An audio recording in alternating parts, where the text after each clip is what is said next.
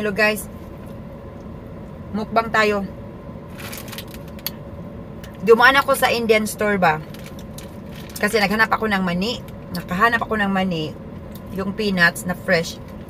At saka nakakita rin ako ng tinapay. Parang pandileche siya. So, tinatry kong ano. So, binili ko. Kala ko matamis. Hindi siya matamis guys. Oh, ang laki-laki niya. Pero ano, hindi matamis. So, kainin ko na lang kasi sayang. $2 lang ang $2 to. Pero yun nga, hindi siya matamis guys. Kain tayo sa inyo. Hinihintay ko lang yung anak ko pa palabas sa school. So habang ko naghihintay,